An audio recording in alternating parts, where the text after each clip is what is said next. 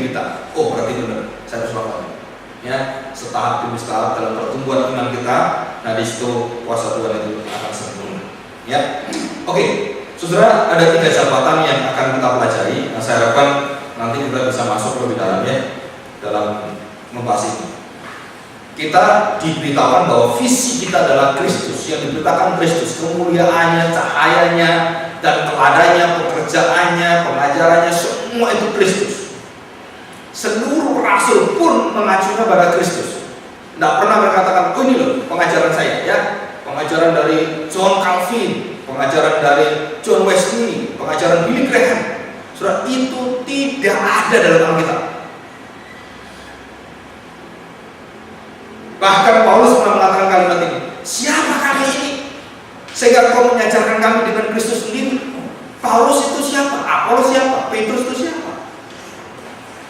Saudara, ini luar biasa, rendah hati sekali Paulus. Bukan diri kami yang kami beritakan, tapi Kristus. Nah, saudara, jangan mengagungkan hamba Tuhan lebih daripada yang dikasih Tuhan. Kenapa? Saudara mendewakan hamba Tuhan yang dosa juga semalam, ya, bukan hanya hamba Tuhan. Betul ya? Barang-barang berdosa yang bertobatlah kita bersama. Saudara, ada 3 jabatan dalam serupa dengan Kristus.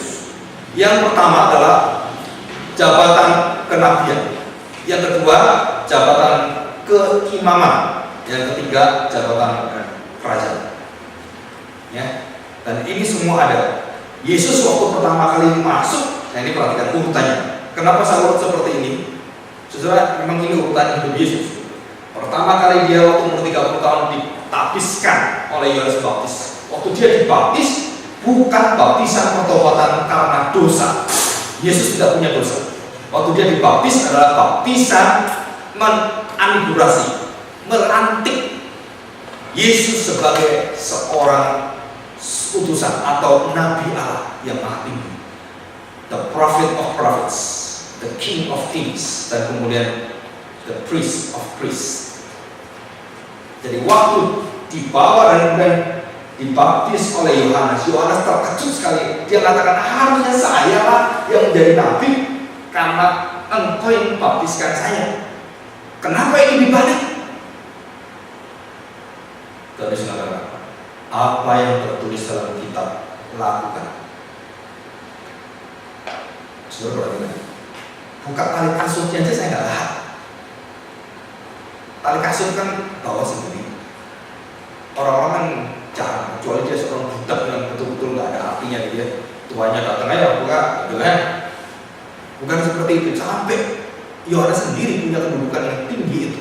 Dia katakan buka kasurnya aja nggak layak, karena dia adalah Tuhan sendiri. Bukan imam biasa, bukan raja biasa, bukan nabi biasa. Ini nabinya nabi, rajanya raja. Dan dia adalah Allah sendiri. Bagaimana saya bisa mau? Dalam pikiran Yohanes, dia mikir orang bertobat dia baptiskan, ya bertobatlah kamu, raja surga sudah dekat, ya pergi bertobatlah gitu. Waktu Yesus datang masa ngomong gitu ya, bertobatlah kamu Yesus, nggak mungkin dong, harusnya saya bertobat kan gitu. Jadi waktu dia membaptis, jabatan ini disahkan. Ya perhatikan. Terus begitu Yesus selesai dibaptis, dia langsung memberitakan apa? Beritanya sama dengan Yohanes Baptis. Bertobatlah, kerajaan Allah sudah dekat atau sudah datang. Ada perbedaan dengan Yohanes. Yohanes sudah dekat, Yesus mulai sudah datang. Ya, ada perbedaan sedikit waktu perjalanan. Jadi ini fungsi jabatannya, nanti kita pelajari di dalam lagi. Oke, selanjutnya, nah, saudara, berita terbesar yang paling terabaikan. Saya di Jogja setahun itu ada 3 seminar. 2 seminar yang tahun pertama itu adalah tentang berita ini, ya, tentang prinsip berita kerajaan Allah. Kenapa Yesus mesti lahir di kandang? Kenapa Yesus mesti lahir di kota Bethlehem? Kenapa dia mesti melayani yaitu di daerah-daerah orang miskin? Kenapa seluruh hidup dia justru menyatakan prinsip kerajaan Allah? Dari cara dia datang, dari cara dia melayani, dan cara fokus dia melayani orang-orang atau kelompok-kelompok orang, itu adalah pelayanan yang harus orang Kristen lakukan dan gereja lakukan. Kalau itu tidak dilakukan, saudara, bukan Kristus yang bertindak.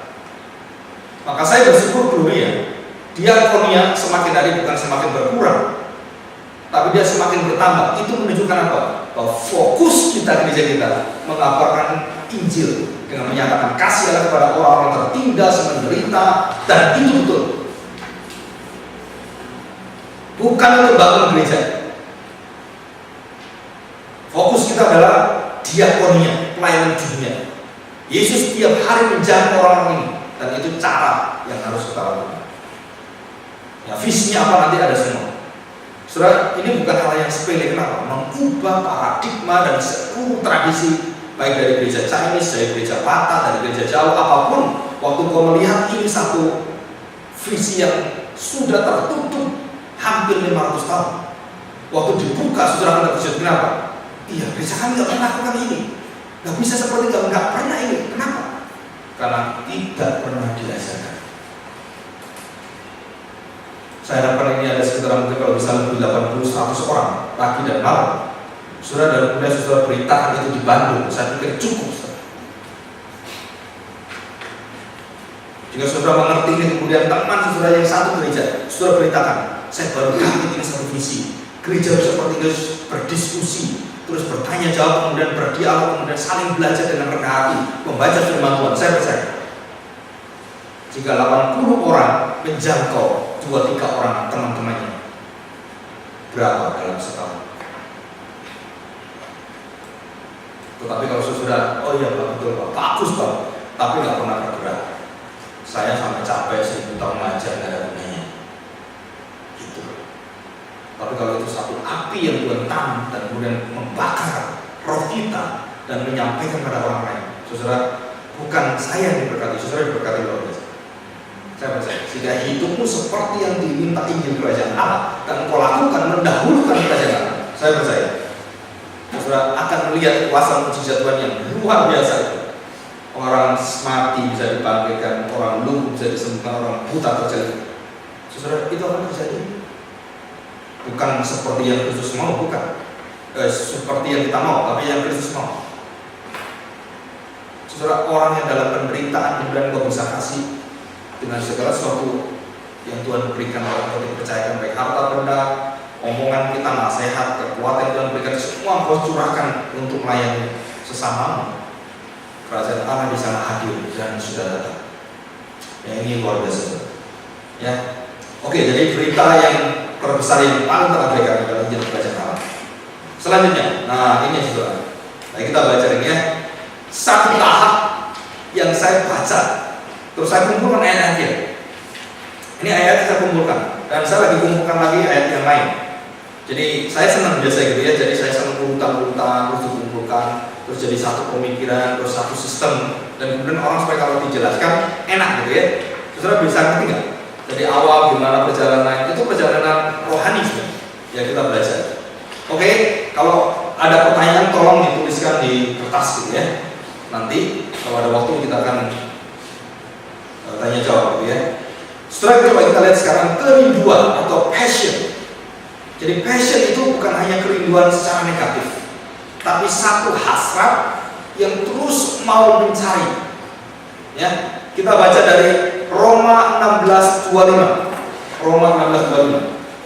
Kalau kita mungkin saya akan agak singkat, malam nanti saya akan perdalam. Jadi ini seri. Yang mau pesan nanti DVD-nya, sudah bisa pesan. Ya, kalau untuk teman untuk apa itu bisa pesan ya. Roma 16. Nah, sudah perhatikan juga. Di situ ayat dari ayat 25 ya. Demikian firman Tuhan. Bagi Dia yang berkuasa menguatkan kamu menurut Injil yang kumaksudkan dan pemberitaan tentang siapa? Hah? Betul ya? Bukan yang lain kan? Setelah ini coba kita belajar bersama-sama ya.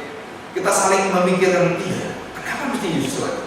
Kenapa Yesus lagi? Kenapa Yesus lagi? Kenapa kok terus Yesus? Nah, saudara, berarti ada pentingnya luar biasa pribadi ini. Ya, sangat luar biasa.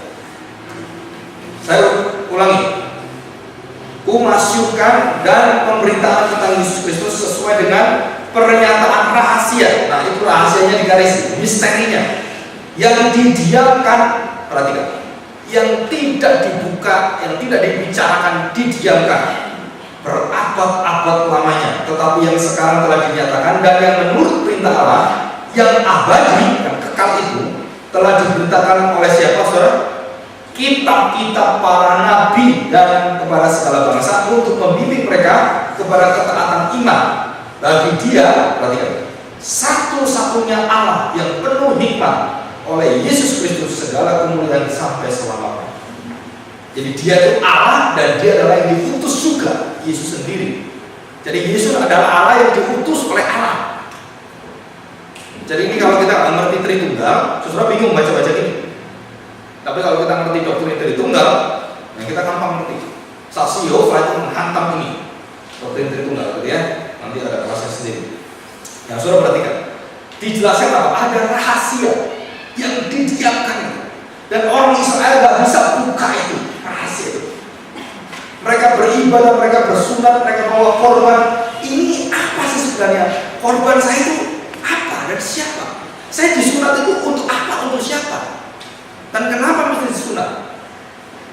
Saya melakukan ritual cuci tangan, kemudian masuk ruang Maha Kudus, sampai ruang Maha Kudus nggak boleh masuk. Kenapa? Hanya imam besar yang boleh.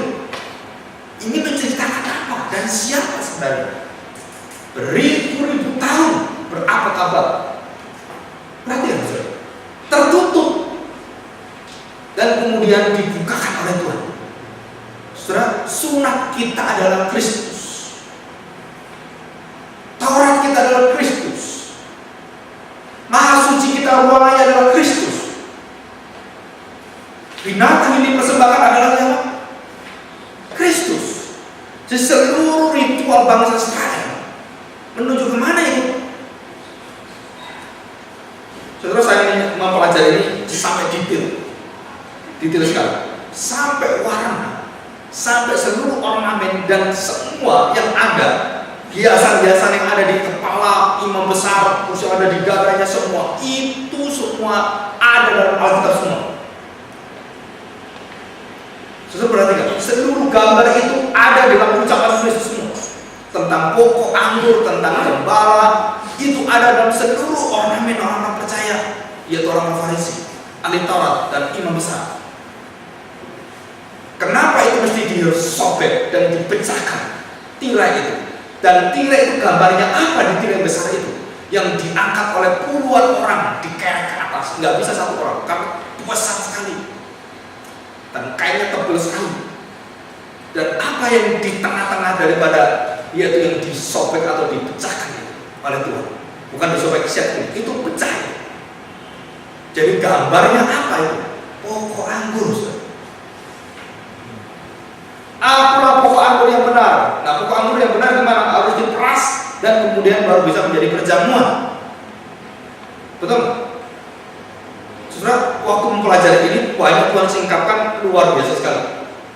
Saya sampai nggak bisa katakan ke Tuhan sampai kapan ya belajar firman Tuhan ini, sukacitanya yang luar biasa. Karena nggak ada orang pernah membuka rahasia ini. Orang Israel nggak bisa tembus ini. Kenapa? Mereka pasang anggur. Kenapa? Anggurnya dipecahkan untuk apa? Nggak tahu mereka. Tapi waktu Yesus mati dan kemudian dirobek dan dipecahkan di sana, dan anggur itu harus pecah dan harus diperas menjadi perjamuan kudus. Jadi tidak ada lagi sekat. Setiap orang langsung yang sudah melalui darah Kristus anggur itu langsung bertemu Tuhan, tidak perlu melalui tetek bengek ritual lagi. Maka kita datang gereja perlu ritual. Coba kalau di sini nggak boleh ini bersih mbak, belum mandi kan tadi, udah kepepet baru gitu kan, ke gereja telat mau mandi kan, gimana mandi? Wah gimana nanti kalau jalan macet, udah datang Tuhan terima kamu. Walaupun nggak mandi 2 hari nggak apa-apa. Tetapi sebaliknya, apakah saya terus kemudian sembarangan? Oh ya Tuhan terima terus hidup saya sembarangan? Enggak, saya percaya. Anak-anak yang tahu betapa luar biasa kemurahan Tuhan itu, dia akan lebih hebat dengan komitmennya menyembah Tuhan. Maka sampai hari ini persembahan orang Kristen, ritual orang Kristen tetap mengagumkan dunia. Agama apapun dihukum, tidak ada seindah agama Tidak ada ibadah yang seperti kita. Semua ibadah menyepelekan wanita. Saudara pergi ke ibadah mereka, wanita tertinggal. Ibu bisa di depan, puji Tuhan. Ibu malah di depan. Bapaknya mana ini? Coba kalau di tempat ibadah mereka, nggak boleh belakangan. Sudah belakang ditutup tirai. Dan di situ ada tulisannya apa? Anjing dilarang masuk ibadah. Wanita juga anjing kan? Saudara, saya punya buku tesis diprotes oleh orang sebelah. Bapak kurang ajar. Kalau saya kurang ajar, coba kamu tulis di tempat ibadah mana nggak tulisannya? Saudara, nanti kalau ke mereka coba lihat. Ada tulisannya. Jadi apa bedanya wanita dengan anjing? Sama-sama najis.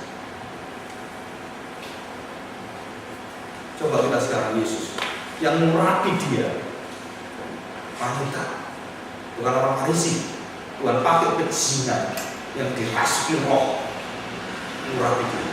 Itu Injil Kerajaan Allah. Dan kalau kita lakukan itu dan kemudian kita melayani orang-orang yang, nanti saya ceritakan bapak saya melayani pelacur di satu kota kecil yang di Gunung Tretes.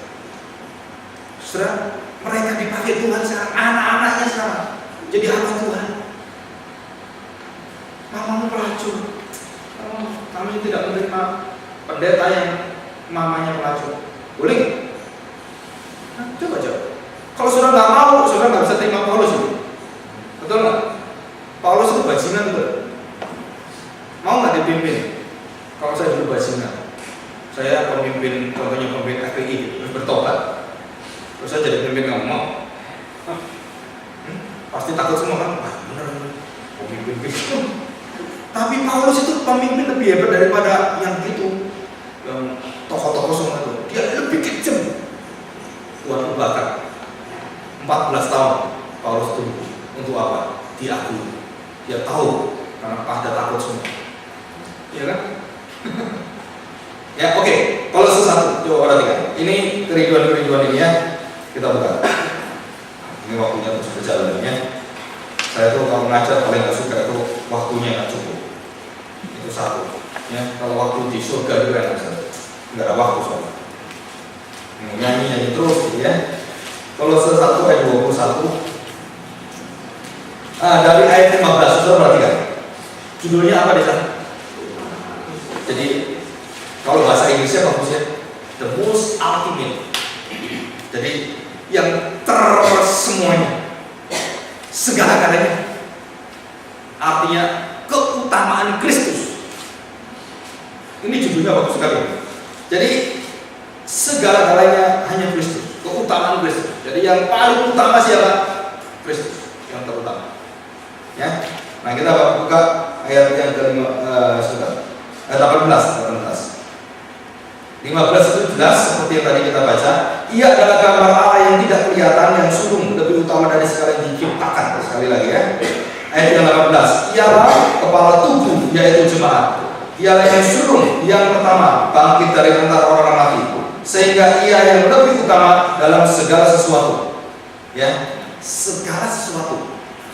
Perhatikan saudara, ada 5 segala. Kalau nggak salah, saya lagi sedikit, saya lagi pelajari. Segala sesuatu di dalam hal, yaitu aturan hukum. Segala sesuatu di dalam hal tentang, yaitu hikmat manusia. Segala sesuatu di dalam segala hal. Yang ditulis ini adalah segala sesuatu yang adalah utama dari segala ciptaan. Segala hal di dalam, yaitu segala